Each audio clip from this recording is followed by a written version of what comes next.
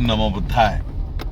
संविधान खतरे में है, ये बोल बोल के इंडिया आघाड़ी ने अपनी सीटें बढ़ा ली, एमवीए ने महाराष्ट्र में सीटें बढ़ा ली और फिर संविधान खतरे में है ये बताकर महाराष्ट्र की, हरियाणा की ये सारी इलेक्शंस स्टेट में लड़ी जाएंगे। संविधान वाकई खतरे में है। संविधान ऐसा नहीं है कि खतरे में नहीं है, संविधान वाकई में खतरे में है। लेकिन जो लोग संविधान खतरे में है ये कहकर संसद में गए हैं, अभी विधानसभा में जाएंगे, तो जब संविधान पर सही मायने में हमला हो रहा है तब ये लोग चुप क्यों है? जिस संविधान को बचाने के लिए भारत के लोगों ने इनको संसद में भेजा है, महाराष्ट्र की, हरियाणा की, बाकी की और विधानसभाओं में भेजने वाले हैं, फिर जब संविधान खतरे में वाकई में है तो ये बातें क्यों नहीं कर रहे हैं? कल सुप्रीम कोर्ट ने एक महत्वपूर्ण, जो अनुसूचित जाति और जमाती के लोग हैं उनके लिए एक जजमेंट उन्होंने दी है। बहुत सारे अनुसूचित जाति और जमाती के लोग, यानी जिन्हें हम एससी कहते हैं, शेड्यूल कास्ट, और एसटी कहते हैं, शेड्यूल ट्राइब, इन लोगों को, बहुत लोगों को ये पता भी नहीं है कि क्या जजमेंट पास हुई है। और ये उनसे उम्मीद भी नहीं करता मैं कि उनको सुप्रीम कोर्ट की इतनी बड़ी जजमेंट पढ़ के उस पे वो अभ्यास करे या उस पे कुछ प्रतिक्रिया दे। ये तो हमारे जैसे पढ़े लिखे लोगों का, आपके जैसे पढ़े लिखे लोगों का, हमारे समाज में एडवोकेट्स जो है, पढ़े लिखे वर्ग जो है, ये उनका काम है उन्हें समझाना। सुप्रीम कोर्ट ने कल जो निर्णय दिया है कि जितने भी राज्य भारत में है वो अपने अपने राज्य में अनुसूचित जाति यानी एससी और अनुसूचित जमाती यानी एसटी के लिस्ट में वो ग्रुप्स कर सकते हैं। यानी कोटा जो दिया हुआ है उस कोटा के अंदर वो कोटा लागू कर सकते हैं। बाइफर्केशन इन रिजर्वेशन कर सकते हैं। यानी सिंपल वे में मैं आपको बताना चाहता हूं, भारत में वो उन्होंने जिस तरह से आज एनटी में ABCD किया हुआ है रिजर्वेशन जो है, जैसे for example D notified tribe है जिसे हम एनटी कहते हैं। एनटी में 4 वर्ग है, एनटी ए, एनटी बी, एनटी सी और एनटी डी। एनटी ए का रिजर्वेशन है 3%, एनटी बी का रिजर्वेशन है 2.5%, एनटी सी का परसेंटेज है 3.5% और एनटी डी का परसेंटेज है 2%। ये एक ही anti denotified tribe, nomadic tribe का एक ही कास्ट में 4 वर्गीकरण यहां पर है और यही वर्गीकरण अब एससी में आएगा और एसटी में भी आएगा। आज फिलहाल रिजर्वेशन कोटा महाराष्ट्र में एम्प्लॉयमेंट के लिए एससी का है परसेंटेज है 13% और एसटी का परसेंटेज है 7%। 7% एसटी और 13% एससी, ऐसा ये रिजर्वेशन कोटा है। अब कोटा के अंदर कोटा आएगा, मतलब क्या होगा? 13% जो एससी है उस एससी में 3%, 2%, 2.5%, 3.5%, ऐसा परसेंटेज पूरे भारत के सारे स्टेट्स में ये लागू होगा। उसी तरह से एसटी 7% है, उसी 7% में 2%, 1%, 3%, 4%, ऐसा करके 60% को भी डिवाइड किया जाएगा। अब ये बहुत सारे लोगों को पता नहीं है, उनको लग रहा है कि तो ये तो अच्छा है। सरकार ने, सुप्रीम कोर्ट ने कहा है कि जो जातियां एससी में या अनुसूचित जमाती में पिछड़ी है उनको आगे लाने के लिए हम जो आगे आई हुई जातियां हैं उनको पीछे डाल देंगे। अब फॉर एग्जांपल मैं पूरी भारत की अनुसूचित जाति की लिस्ट नहीं पढ़ूंगा क्योंकि ये बहुत लंबी लिस्ट है। महाराष्ट्र में मैं वैसे एक एग्जांपल देना चाहूंगा। आंध्र प्रदेश में अनुसूचित जाति में 61 कास्ट आती है, आसाम में यही आंकड़ा 16 जातियां आती है, बिहार में अनुसूचित जाति में 23 जातियां आती है, गुजरात में अनुसूचित जाति में 36 जातियां आती है, हरियाणा में अनुसूचित जाति में 37 कास्ट आती है, हिमाचल प्रदेश में यही आंकड़ा 57 जातियां है, झारखंड में 22 जातियां एससी है, कर्नाटक में 59 भी नहीं, 101 जातियां कर्नाटक में एससी है, केरला में केरला में ये आंकड़ा 69 है, मध्य प्रदेश में ये आंकड़ा 48 है, महाराष्ट्र में ये आंकड़ा 59 है। ऐसे कई सारे स्टेट्स की ये अनुसूची आपको गैजेट में देखने मिल जाएगी। मैं अब सिर्फ महाराष्ट्र की बात करता हूं। महाराष्ट्र में 59 कास्ट है एससीज में। इसमें मैं कुछ जातियों का नाम क्रम में पढ़ना चाहूंगा। पहली जात है अगेर नाम की। अगेर, अनामुक, आरयमाला, अरवमाला, बहना, बहाना, बाकड़, बांट, बलाही, बलई, बसूर, बरूड़, बंसूर, बंसोड़ी, बसोड़, बेड़ा जंगम, बुड़गा जंगम, बेदर, भांबी, भांबी, दारू, असोरी, चमाड़िया, चमार, चमारी, चांभार, चमगर, हरियाला, हराली, ऐसी बहुत सारी जातियां हैं। भंगी, बिंडला, ब्यागरा, चलवादी, चेन्ना दसर, दक्कल, ढोर, दोम, यलमवार, गारो, घासी, हल्लेर, हलसर, होलार, होलाया, ये सारी जातियां हैं। उसमें 37 नंबर पे है महार, 39 माला, दसारी, 40 पे माला, अन्नाई, 47 पे है मांग। मैं इसलिए जंप कर रहा हूं क्योंकि 37 नंबर महार, 47 नंबर मांग और 3 नंबर की 3 भी नहीं 11 नंबर पे है चांभार। ये 3 जातियां महाराष्ट्र में प्रशासन में भी है। ये आपको इनके एमएलएस भी दिखाई देंगे, इनके एमपीज भी दिखाई देंगे। तो महाराष्ट्र में ये 59 कास्ट जो है, ये 59 कास्ट में ये 3 जातियां महार, मातंग और चंभार, ये प्रशासन में है। एजुकेशन भी इनका भी अच्छे से हो रहा है। नौकरियां में भी एससी के जो सीट्स है यहाँ पर ये आपको पाए जाएंगे। अब ये 3 कास्ट जो यहाँ पर आगे आई है, यानी हमने कभी भी महाराष्ट्र में ये जातियां कभी नहीं सुनी थी। अहेर, अनामुक, आरय, बहाना, ये सारी जो जातियां हैं महाराष्ट्र के लोगों को पता भी नहीं होगी कि ये हमारी जातियां है, ये एससी की जातियां हैं। कई सारी जातियों को तो हम पहली बार हम लोग इनके नाम सुन रहे होंगे।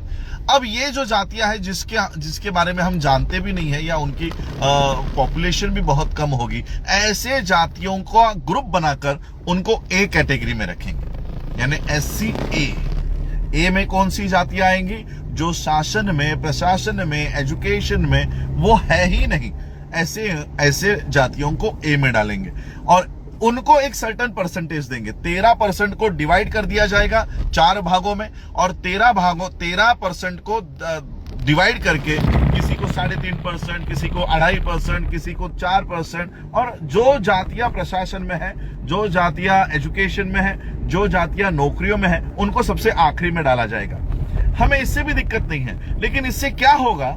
इससे यह होगा कि ए कैटेगरी में जब भर्ती शुरू होगी और ये जातियां जो है अहेर, बाम्बी, अनामुक, आरयमाला, ये कास्ट के लोगों को वहां पर फर्स्ट प्रेफरेंस दिया जाएगा। और जब ये फर्स्ट प्रेफरेंस दिया जाएगा तब ये जाति के लोग उपलब्ध नहीं होंगे, क्योंकि इनमें एजुकेशन का लेवल बहुत कम है। एजुकेशन का लेवल कम होने की वजह से जब इनकी सीटें भरी जाएंगी तब इनको एम्प्लॉयमेंट के लिए ये कभी एप्लीकेशन नहीं करेंगे। पहली बार जब एडवर्टीजमेंट आएगी कि इतने पोस्ट भरने हैं और एससी में ए कैटेगरी के एज ए की जो वर्गीकरण किया गया है उनको अपॉइंट किया जाने वाला है, तो पहली बार में इनके कोई एप्लीकेशंस नहीं आएंगे। आए भी तभी उस लेवल के नहीं आएंगे जो एजुकेशन क्वालिफिकेशन उनको चाहिए। सेकेंड बार भी इसको जब एडवर्टाइजमेंट दिया जाएगा तब भी, क्योंकि हमारा सबसे बड़ा जातिवाद एक ही शब्द से किया जाता है, नॉट फाउंड सुटेबल।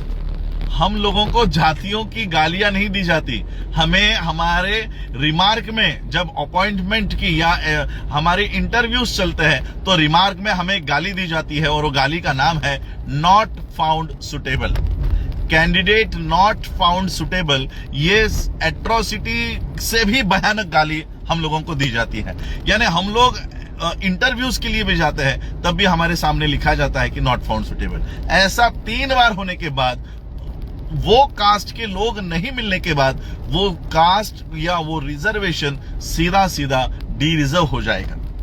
3 बार में उस जाति के कैंडिडेट न मिलने पर वो रिजर्वेशन पूरी तरह से खत्म हो जाएगा। और जो 13% की एडवर्टीजमेंट निकाली जाती थी, जिसमें महार, मातंग, चमार, ढोर, ये कैटेगरी के लोग एप्लीकेशन करके प्रशासन में जाते थे, नौकरियों में जाते थे, एजुकेशन स्कॉलरशिप्स ले रहे थे, अब इनको अपॉर्चुनिटी होने के बावजूद भी ए में नहीं लिया जाएगा, बी में नहीं लिया जाएगा, सी में नहीं लिया जाएगा और डी की कैटेगरी भरी नहीं जाएगी। तो हमारा रिजर्वेशन इस तरह से खत्म करने का काम सुप्रीम कोर्ट ने किया है। सुप्रीम कोर्ट ने तो जजमेंट दे दी, लेकिन मैं आपको वो जजमेंट भी देने का अधिकार किसका है? आर्टिकल 341, बाबा साहब अंबेडकर जी ने आर्टिकल 341 देखो कैसा लिखा है। बहुत सारे लोगों को इसको शांत दिमाग से पढ़ने की जरूरत है। क्या लिखते हैं Baba Saheb Ambedkar? The president may with respect to any state, मैं यूनियन टेरिटरी की बात नहीं करूंगा, the president may with respect to any state और union territory and where it is a state after consultation with governor thereof by public notification specify the caste, races or tribes or parts or groups within caste, races or tribes which shall for the purpose of this constitution be deemed to be scheduled caste in relation to that state or union territory as the case may be. Parliament may by law include in or exclude from the list of scheduled castes specified in a notification issued under clause 1 of any caste, race or tribe or part of or group within any caste, race or tribe, but save as aforesaid a notification issued under the said clause shall not be varied by any subsequent notification. इसका मतलब क्या है? बाबा साहब लिखते हैं कि parliament या पहला article 341 subsection 1 में बाबा साहब लिखते हैं the president may with respect to any state after consultation with governor thereof, अगर आपको महाराष्ट्र के अनुसूचित जाति को ए बी सी डी में वर्गीकरण करना है तो पहले तो गवर्नर से कंसल्ट करना है। गवर्नर से कंसल्ट करने के लिए भी पब्लिक नोटिफिकेशन डालनी है और उसके बाद आपको अगर वर्गीकरण करना है तो वो उस तरह से करना होगा। अब गवर्नर का अधिकार निकालकर अब ये पब्लिक नोटिफिकेशन हटाकर सुप्रीम कोर्ट ने सीधा सीधा कह दिया है कि अपने अपने राज्य में वर्गीकरण कर देना। हम लोग ओबीसी के आरक्षण बचाने की लड़ाई लड़ रहे हैं और उसकी बचाने की लड़ाई लड़ते लड़ते हम अपना आरक्षण खो दिए हैं, खोने वाले हैं नहीं, खो दिए हैं। और एबीसीडी हमारे लोग, हमारे महामूर्ख लोग एबीसीडी के वर्गीकरण का समर्थन कर रहे हैं। इस वर्गीकरण का समर्थन करने वाले लोगों को मैं बताना चाहता हूं कि आने वाले समय में एससी का रिजर्वेशन ये पूरी तरह से खत्म हो चुका होगा। नॉट ओनली एससी के बाद एसटी भी इसमें इंक्लूड किया गया है। एससी और एसटी, एक तो पिछले 7 सालों से वैकेंसीज भरी नहीं गई है, सारे गवर्नमेंट पोस्ट एससी एसटी के ओबीसीज के खाली पड़े हुए हैं, बैकलॉग भरा नहीं गया है। अब बैकलॉग भरने की जब बारी आ रही है तो उन्होंने कहा कि जो कास्ट सबसे ज्यादा अप्लाई कर रही है या एजुकेशन में आगे है या अपने हक और अधिकार के प्रति जागरूक है, इसको सबसे पीछे रखो। और जो कास्ट जिसको कुछ भी पता नहीं है कि हम एससी है, एसटी है, ओबीसी है, ऐसे लोगों को आगे लेकर आओ और उनके कैंडिडेट्स को भरो। आने वाले समय में इस कास्ट के लोगों को कैंडिडेट नॉट फाउंड सुटेबल करके करार दिया जाएगा। SC A B C D किया जाएगा। ए की कैटेगरी धीरे धीरे खत्म हो जाएगी, बी खत्म हो जाएगी, सी खत्म हो जाएगी और डी को कभी भी भरा नहीं जाएगा। हम लोग डी कैटेगरी में चले जाएंगे। महार, मातंग, चमार, ढोर, पंजाब के चमार, बाकी जाटौस, ये जो लोग आज शासन, प्रशासन और एजुकेशन में दिख रहे हैं, ये आने वाले समय में पूरी तरह से शासन प्रशासन से निकल जाएंगे। एमपीज एमएलएज की सीट, रिजर्व सीट जो है, वहां पर भी इन लोगों को कभी आने का मौका नहीं मिलेगा। इस तरह से ये कानून है और इसलिए मैं आप सभी लोगों को कहना चाहता हूं, आने वाले समय में हम लोगों को आरक्षण बचाने की, एससी और एसटी के लोगों को आगे आकर कि वर्गीकरण, तेलंगाना ने तो कल ही जाहिर कर दिया कि हम भारत का पहला स्टेट होंगे जहां पर हम एससी और एसटी में इस तरह का बाइफर्केशन करेंगे, एबीसीडी वर्गीकरण वो लोग करेंगे। और मैं ये कहना चाहता हूं, भारत के सभी राज्य के लोगों को अब अपना अपना राज्य छोड़ के अगर तेलंगाना इस तरह का एससी और एसटी में विभाजन कर रहा है तो सारे देश के लोग, एससी के, एसटी के सभी लोगों को तेलंगाना में आकर वहां के गवर्नर के सामने, वहां के लोगों के सामने हम लोगों को तेलंगाना बंद करने का और धीरे धीरे जहां जहां पर स्टेट्स में ये कानून बनेगा वो स्टेट बंद करवाने का काम हमको करना होगा। अब ये लड़ाई कानूनी नहीं रही, क्योंकि कानूनी दावपेच से ही तो ये नीचे तक आया है। तो अब ये कानून अगर बनने जाए तो इस कानून का रास्तों के ऊपर खड़े होकर हम लोगों को इसका विरोध करना होगा। और उसी के साथ इस कानून का विरोध करने वाले हमारे सच्चे प्रतिनिधि हर स्टेट के असेंबलीज में हम लोगों को भेजना होगा। और इसीलिए मैं बाबा साहब का आरपीआई जिंदा करना चाहता था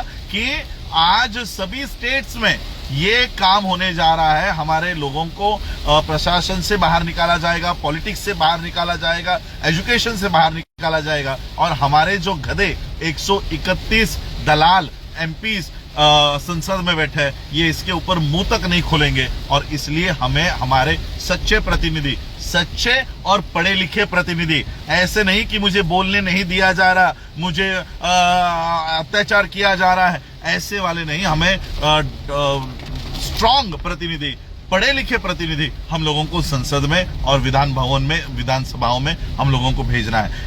ये लड़ाई आने वाले समय में मैं हाथ में ले रहा हूं, क्योंकि मुझे पता है जब पूरा देश जल रहा होगा तब मैं किसको धम्म समझाऊं। जब तुम्हारे पेट में दाना नहीं होगा तब क्या मैं आपको बुद्ध की आके बातें बताऊं? ये बात तो बुद्ध ने भी नहीं कही कि जब तक तुम्हारा पेट भरा हुआ ना हो तब तक धम्म भी आपके दिमाग में नहीं जाएगा। अब हमारे पेट की लड़ाई शुरू हो चुकी है। हमको एजुकेशन से, नौकरियों से निकाला जाने वाला है। और इसलिए ये रास्तों पर उतरकर ये लड़ाई हम लड़ने के लिए पूरी जोश और मेहनत से हम लोग इसको लड़ेंगे। और ये कानून जो राज्य बना रहा है, जो भी स्टेट इसको इंप्लीमेंट करेगा, हम वहां के मंत्रियों को, एमएलएस को, चीफ मिनिस्टर को घर के बाहर नहीं निकलने देंगे। ऐसा काम हम लोगों को करना होगा।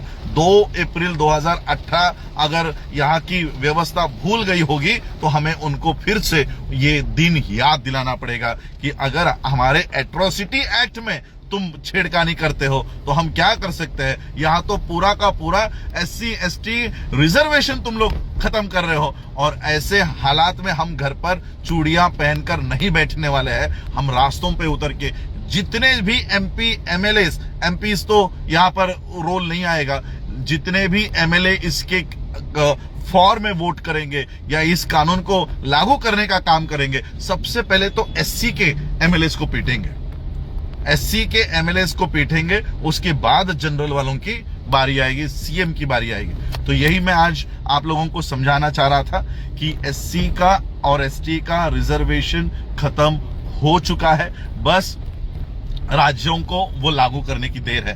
मैं महाराष्ट्र की सरकार को आने वाली, क्योंकि अभी ये तो 26 नवंबर तक की ही गवर्नमेंट है, आने वाली सरकारों में भी हम लोग ये प्रेशर बनाए रखेंगे कि ये सुप्रीम कोर्ट ने दिया हुआ का जजमेंट महाराष्ट्र में लागू ना हो।